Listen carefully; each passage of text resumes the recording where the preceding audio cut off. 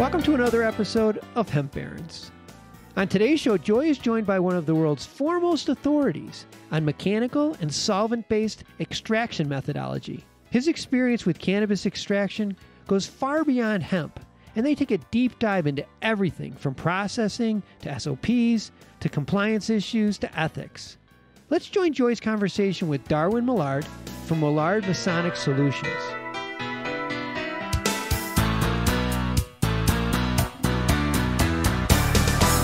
Well, welcome, Darwin. Thank you so much for being with us on Hemp Barons today. Hey, Joy. It's so great to be here. Well, you're one of the busiest men, talk about, and humans, not just man and woman alike, in consulting, in the cannabis space, both hemp and adult and medical forms of cannabis, particularly where extract is concerned. You have made your mark for several years now, have been really a leader here globally in extract processing, extract SOPs, all manner of the operations and compliance issues and highest standards and ethics that go into extracting the cannabis plant. Again, whether we're talking about hemp-derived extracts or other forms of cannabis. It's been my great pleasure to know you for a number of years, to be able to work with you, and we're just so glad to have you on the show today. I want to get right into it, and we usually start by asking, what got you into hemp and any other form of cannabis? Let's just learn a little bit about Darwin and what led you to this amazing, versatile plant. Oh, well, thank you so much, Joy. I want to take this opportunity to say I appreciate so much for having me on and getting to chat with you. I appreciate you the praise that you gave me. That said, I still haven't quite made the 100 people in industry to know. I think that's what the hemp connoisseur that releases that. So maybe one of those days I'll get in there. But so I've been working in the cannabis space now for 13 years, just for a cool decade. And so I'm a mechanical engineer by training, and I specialize in the mechanical and solvent-based extraction methodologies for isolating terpenolic secondary metabolites from botanicals. And so for me, it was kind of like, as a mechanical engineer graduating from college, I could have either created and designed and built slurry pumps for the fracking industry to rape the planet for the last of the few fossil fuels, or I could dive headfirst into the fledgling cannabis industry in Colorado. And I guess you could say I wouldn't change it for the world. Amazing, of course, that you're a Colorado boy. That's where your family is from. And were you born and raised in Colorado as well, Darwin? Douglasville, Georgia was where I was born. Most of my family is actually all from the South. And just my parents live in Colorado now. Amazing. And I know you were in Colorado when we first commenced our work together, really starting to try to understand and create standards for the emerging, as we called it, phytocannabinoid industry. We now have basically dropped the phyto, just in terms of our common vernacular. And so I know that standards and compliance, and really just, again, giving the highest, healthiest possible quality products that could be given to consumers, and particularly, of course, to patients and those with compromised immune situations. That's really what you have always been about. You have always been an industry leader and driving force. And when we get a little more into our talk here, we'll talk about the very big and responsible leadership role that you have with ASTM and their D37 committee on cannabis. But you started in, and I'd love to, if you could tell the listeners a little bit about how you got started in the legal space, and eventually came to form Millard Masonek Solutions, which does business as Phytologix, again, one of the most in-demand consultancies out there. In fact, as you well know, I took on a role and am currently the regulatory officer and industry liaison for Elixinol, which has its CBD products in 50 countries all over the world. And as a result of that, I don't do any consulting in hemp extracts anymore, because that would just be ridiculous and unfair to Elixinol, right? They pay me very well, and they own my extract brain.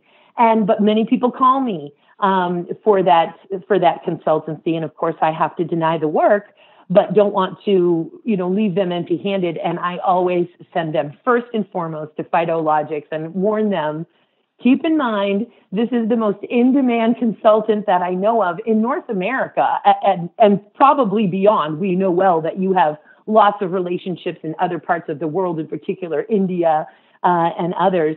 So I don't know how many of those folks you actually get to serve, as busy as you are, but it's just so important for me that that you're just the number one brain, I think, for extract consultancy. That's everything from processes to standards to compliance. So tell us, and if you'd like to inform us how you came to form Phytologix, or just start in with what Phytologix is doing, we'd love to hear about it. Sure. Well, I appreciate that. Back when we kind of formed or were working together, that was the fledgling time frame, or I guess wild west of CBD from hemp, and kind of just trying to flesh out and make this marketplace safer for consumers and manufacturers alike. I started Millard Masonek Solutions we're a 3-year-old company now. And that was just after another consulting company that I had created with a friend of mine, Miss Tamar Wise, who has gone off and has doing, I believe it's Wise Consulting that she does now. So we've both kind of branched off and done our own niche services. She focuses on formulation. I do process train engineering. So that's specifically what we do, is helping our clients understand how to make those products that they have in their mind. So we help them take it from conceptualization to commercialization, and actually help them through every step in between in regards to the design and implementation of a process that can be used to manufacture their end product. And lately, we've been working with clients and helping them adhere to GMP and get certified, especially within the hemp space, with their bulk hemp ingredients that they've been manufacturing, whether those are phytocannabinoids or other nutritional-based goods, to get them ready for FDA inspection and certification, as well as going from either food grade or pharmaceutical grade GMP compliance. So we've been working with clients not only to help them design and build and then commission their extraction facilities, but help them get through the GMP process as well. As you were saying, from the very beginning, I've always been an eye on quality. I guess 13 years ago now, jumping into this, right, there weren't really any standards being applied to the marketplace. And as an engineer, I could see some major gaps. And also as a consumer, wanting to have safe and reliable product to consume, and being an enthusiast for extracts, an extract artist, you might say, looking into those, I wanted to produce better, safer, and higher quality product, but also understand what my yields were and my cost of goods at a time when really that didn't matter to anybody, because this stuff sold like hotcakes. So I've really just been applying those principles to the marketplace ever since, and just helping clients on every scale of extraction and product manufacturing figure out what it is that they actually want to make and how to do that in the most efficient way possible. And boy, aren't you amazing at it. While we're on this subject, let's talk a little bit about the current marketplace for CBD products here in America. You have such a global reach. I feel like I have to specify, let's just keep our talk down to the United States at present, although certainly other countries and jurisdictions share our same challenges. Give us a summary of how you see, particularly with an eye to all of the smaller brands or cottage industry, and also keeping in mind that you and I both know that, the hemp industry, in particular industries, were built on the backs of cottage industry and small businesses. And yet when we look at CGMP compliance, current good manufacturing practices, CGMP, which in particular, if we keep it down to dietary supplements, food, and cosmetics, which for hemp-derived extracts right now are what are out there, and I'll also go on a further tangent here and expand the question by and underscore, as you know, we had to sort of birth the U.S. Hemp Authority. When I say we, had to birth this certification program into the world. And the original thinking for the U.S. Hemp Authority was to, out of respect for, and to provide some cover, in fact, for those small businesses in that cottage industry, that we thought at the time, and believe me, as with everything with hemp, you pivot as new information and data and science and regs come into your field of awareness. But we thought these small businesses and cottage industries, when they really get a load at what's 21 CFR 111, which is CGMP for food, 21 CFR 117, which is CGMP regs for dietary supplements and so on, when they look at those, like, they're going to freak out when they realize what regulations are required in the United States of America if you are making products for human or animal even ingestion or even topical application. And so we're going to make this sort of CGMP light is how we even quasi-described it for this first version, to get these small businesses and cottage industries able to position themselves and be a player in the market. And then when version 2.0 comes out, we're going to have to increase this CGMP compliance. And of course, version 2.0, now the very baseline for version 2.0 is CGMP compliance with the additional hemp-specific standards on top of that. So with that sort of foundation, how you see the market right now with what's going to happen to all of these, not the smaller brands that are white labeling and potentially sourcing from a CGMP compliant facility, though we know that that is more the exception and not the rule, but the small businesses that are actually processing and manufacturing and are trying to stay in this game? Well, you certainly don't make these questions easy, do you, Joy? Only for the ones that I know who can handle the complicated issues. For sure. Well, it's a great point that you've brought up in regards to making sure that people are aware that now that hemp is legal, that means it's now under the purview of the feds. It's no longer, while it is still very much a state-by-state play, there is the overlying, pressure that it's now also a federal marketplace that you have to be compliant with. And one of those being, of course, is complying with the FDA and their regulations for manufacturing food products.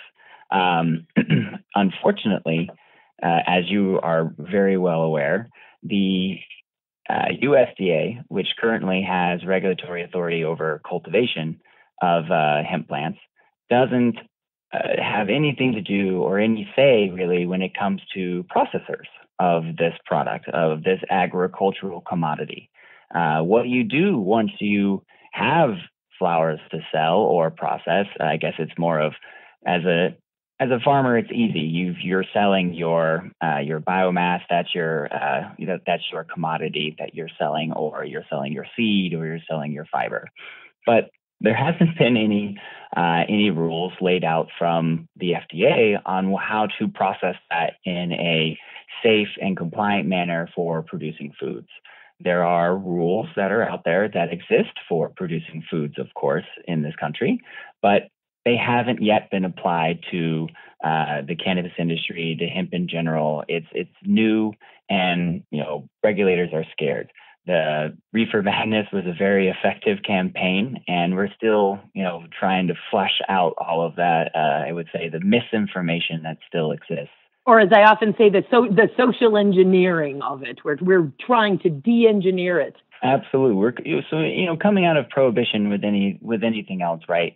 You have to adhere with rules, but we're in this position that there aren't any to adhere to. So we have to provide the industry has to create its own, has to provide guidelines and assurances to the regulators that they're doing something in an appropriate way, while the FDA kind of figures out what they're going to do.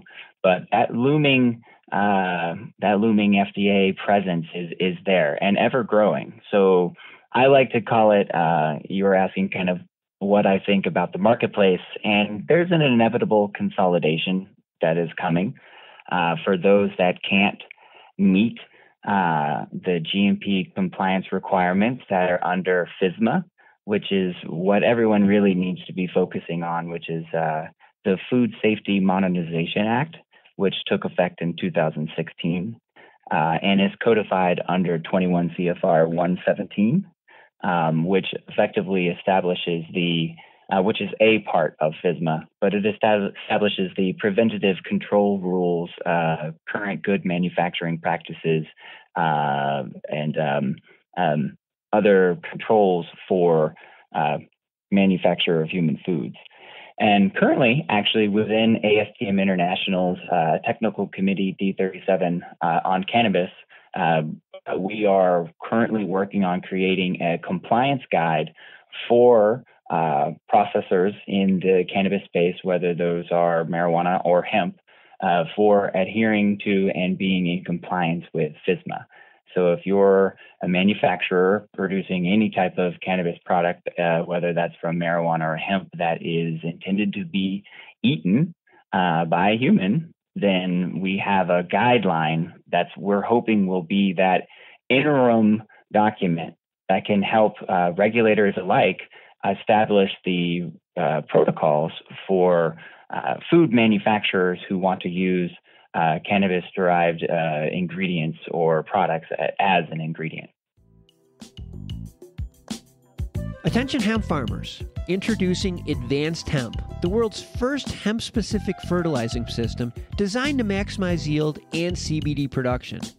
Advanced Hemp's team of 25 PhD plant scientists have been researching the plant for over 20 years and understand it better than anyone. Don't fail to meet your hemp's unique needs like far too many farmers did last year. For heavy yield of the high CBD hemp, feed your crop Advanced Hemp. And you can order online at advancedhemp.com. That's advancedhemp.com. But don't wait, because production is limited, so pre-order now. Outstanding. Really just fantastic work. And in fact, this is a great segue for us to talk about ASTM, which again is just doing such important work. American Standards for Testing and Measurements. Folks may be familiar, if they've not aren't familiar with me saying ASTM, then try to visualize it on a building material package with an ASTM rating. And ASTM is responsible for standards on a number of industries, practically every industry. And we were so thrilled about, and I think you'll correct me if I'm wrong, Darwin, 4 or 5, it might even be 5 years back. Time is going so quickly, it could be possible to more close to 4, when ASTM created its D37 Committee on Cannabis. It was like, we have arrived, cannabis is coming, ASTM is taking it on. And you have very many roles and wear lots of hats within ASTM, because that's just the kind of advocate that you are. We're cut from the same cloth. And you're the industrial hemp liaison to the committee, as well as vice chair and co-chair of some of the most critical subcommittees. Could you tell us a little bit about those subcommittees and the work that they're doing? Yeah, absolutely. So ASTM International is one of the oldest standards development organizations in the world. They're actually established in 1898 in the United States, when they were originally called the American Society for Testing and Materials. But that acronym has since been dropped, and they are just ASTM International now. And that actually happened in 1974, when they became an official international standards development organization and not just a US-based group. But they were formed to actually standardize railroad ties, so that they were to be the same gauge, or the rails, excuse me, because trains would go effectively from one rail manufacturer's rails to another and would fall off the tracks because they weren't the same. So this was, of course, during the Industrial Revolution, major expansion within the United States. So there had to be a quick way to fix that. So ASTM was established to do so. And so since then, there are now 148 technical committees within ASTM International that have established some 12,700 different standards that are codified within the United States, as well as several other countries, with something like 30 some odd thousand members. 8,000 of those members are from 140 different countries, with 7,700 roughly of those standards that I've mentioned being used or referenced in countries, roughly 75 countries from around the world. And so the standards, I guess, ASTM International in 2017 was essentially approached by the industry, the cannabis industry, with the need for standards. Help us create safer, higher quality products, and help us eliminate misinformation that's been out there and lower regulatory burden. That's essentially our goal by creating these standards, is to establish a foundation from which a legitimate commodity marketplace can be created and established from the cannabis plant. Thank you for that. And before we talk about your specific committees that you vice chair and co-chair, a general question, because it's fascinating how ASTM has taken this. How has ASTM decided to define or categorize the different types of cannabis? And listeners, so you know, when in this respect, when I talk about cannabis, I'm talking about the genus cannabis in all of its forms. So medical and adult use and sacramental types of a more potentially intoxicating type of cannabis, or the industrial purposes, the more low resin or extract fiber and grain types of cannabis. So how has ASTM defined or categorized the very many different types of cannabis, or uses, as it were, for cannabis? Oh, well, that's a great question there, Joy. Another one, you're putting me on the spot there. So technically, within the ASTM international structure and within the D37 committee itself, we are a membership made up of stakeholders, made up of people who enjoy these products and are just general consumers of them, or people who may have interests and are activists and enthusiasts in this space, or government regulators. So it's a body of many different membership types and, I guess, roles. And so everyone has an individual vote or an equal vote.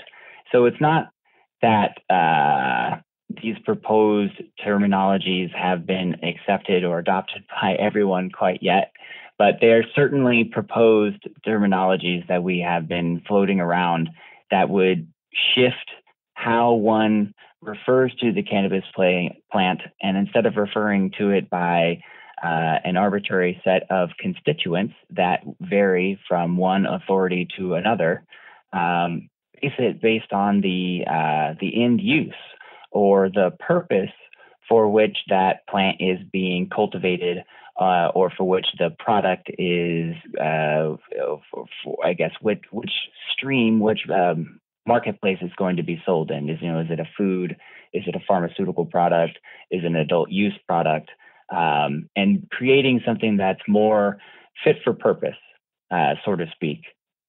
So we within the D37 have recently just passed our terminology standard.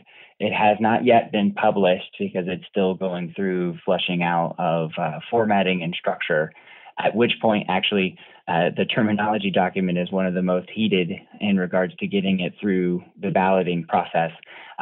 Each individual term will then go under reballoting, because we would like to say that they are maybe adequate enough to, adequate isn't a right word. So that's really tricky. Acceptable or adequate or some other type of synonym that makes it so that getting something out there is better than having no words at all, no standardized terminology. But that said, there are several terms that are going to be changed. And that's the great thing about ASTM standards, actually, is that they're not fixed or set in stone when, say, they're passed. Which isn't exactly the same as some other standards development organizations that are out there. When an ASTM standard is published, if there's an error that's determined by either a membership or someone identifies it, there's an opportunity to immediately update it. So we're taking that into our own hands as membership. So once this initial draft is published, actually, I guess it's once the initial set of terms are published, myself and a few others will be taking up individual terms to submit revisions so that they can be more appropriate. And amongst those revisions would be some of the fit for purpose terminologies in regards to defining the cannabis plant by the purpose for which it's being cultivated. Whether that's for the resins or some nutritional purpose or a true industrial purpose or some type of multi-use purpose. So incredible. And I think one of the important things of the great response and thorough response that you just gave us is, of course, the democratic process of what's going on with ASTM. And I think underscoring the fact that, because these definitions and these terms have been labored upon by the dedicated folks and members of the committees and subcommittees of D37 for quite some time. But the reality is, until folks feel comfortable, at least as you say, comfortable enough to come to consensus to say, all right, let's release these. We're going to update them and we have the ability to update them, but let's get them out into the world. And folks thus far have not been, it sounds like you've gotten, or ASTM has gotten the farthest that it's gotten so far in this process where it's at right now in trying to get something out into the world. Just the amount of debate and intellect and time investment. And I just know it so well from all of my years of advocacy work and, of course, working on the U.S. Hemp Authority, which also has a glossary of terms and all of those things. It's so appreciated, that commitment and that time, completely uncompensated. So much of our work is totally pro bono and volunteer, based on our dedication and commitment to and belief in the delivering on the promise of this incredible plant. Just so appreciated, Darwin. And could you give us some information specific to the two subcommittees that you vice chair and co-chair? Sure, of course. Before I get there, I did want to say that we're about a 3-year-old organization now, built up of stakeholders in this industry, just like yourself and myself, and as I said, government agencies and others. In this time, while even we were all voluntary and not being paid anything to do this, we have approved and published 14 standards. And in these 3 years, first 3 years, several of those have been adopted by a few different countries, namely Canada, as well as the Jamaican Bureau of Standards adopted the first 4 standards we published. We also approved 2 new subcommittees within the last year, the D3707 on hemp, which I happen to be a co-chair. I co-chair that with Ted Hanley from the Canadian Hemp Trade Alliance. And we have been working on that in that committee. It's specific to developing standards for the characterization and use of hemp and the applications for its derived products, such as, but not limited to, food, natural health products, animal feed, and non-consumable products like construction materials and fabrics and other stuff like that. And we recently just approved the D3708 on devices and appliances for personal at-home use, so such as vape pens, which were in the news so much, I guess, last year in regards to the deaths for that was more related to the formulations of the vape pens and things like that. But this subcommittee specifically addresses safety and quality of the hardware including at-home growing appliances as well. But within the D37 structure, we have how many committees now? Is it 1, 2, 3, 4, 5, 6, 7, 8, 9 technical committees, each one focusing on a specific area within industry. We've got cultivation that does indoor and outdoor horticulture and agricultural standards, as well as quality management and laboratory test methods. And then D3704, which is the other committee I am passionate about, of course, because I'm an extraction artist and process trained engineer. The D3704 is on processing and handling, and I vice chair that committee. But we also have security and transportation, as well as personnel training, assessment, and credentialing. So creating the type of credentials and assessment criteria that should be in place for keeping the personnel who actually work and do these processes in these large facilities, how to keep them safe and ensure that their quality of life is maintained. Of course, we've got standards for hemp coming out, devices and appliances, like I said, and the hardest one to get everybody to agree on, terminology. Indeed. And even for the U.S. Hemp Authority, we will spend hours and talk to experts and cannabis intellectuals all over the United States and universities within the United States and other countries. And finally, after agonizing over one definition, finally we've come up with it, and then we'll publish it, and literally a week later be like, wow, that's flawed. There's a flaw. I mean, it is so challenging because you're trying to come up with terminology that is fair to the industry while also closing as many loopholes as you can possibly close for the unscrupulous actors. And it's such a delicate balance. Amazing work, Darwin. For folks who want to reach you, particularly if they're looking for your world-class consulting services through Millard Masonek Solutions, which does business as Phytologix, and by the way, that's Logix, Phytologix. How can folks reach you, Darwin? Sure. Well, they can check out our website, which is millardmasoneksolutions.com. You can also find it at phytologix.solutions.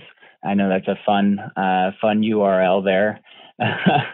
But my easiest way is you can email either myself directly, which is my name. So that's Darwin, like the scientist, DARWIN, at Phytologix, which is spelled P as in Paul, HYTOLOGIX.solutions. There's no .com, no anything else after that. It's just a fancy new URL. Beautiful. And for folks who want to find out more about ASTM, where could they go to get more information? So I would highly recommend that they check out the D37 website on ASTM International's webpage. It's very easy to go to. You just search for or go to ASTM.org. And in the main search bar at the top, type in D37. And you'll actually come up with every single search reference on the committee. So not only the committee page, but also the pages on the 3 workshops we've done in Europe so far, or well, 2 technically. We have a 3rd scheduled for this year that we're all crossing our fingers will still occur, October 22nd and 23rd in Prague, as well as the subcommittee meeting minutes, all of the various different current work items that are being taken out by all the different technical committees, as well as all of the published standards, are all available for reference and review simply by just going to ASTM.org and at the main search bar typing in the letter D as in Douglas and the numbers 3 and 7. Fantastic. Again, so grateful for your time today. A very busy day for you, regardless of any stay-at-home order, and for me as well. Of course, as you know, brother, just so grateful to have you on. Can't wait to have you on again. And we're wishing Phytologix everything good in the world. And certainly, again, thank you so much, ASTM, and for your work on ASTM. Thank you, Darwin. Much appreciated, Joy. Thank you for the opportunity to be on your show. It was great, and hopefully we can catch up soon. Excellent. Thanks again.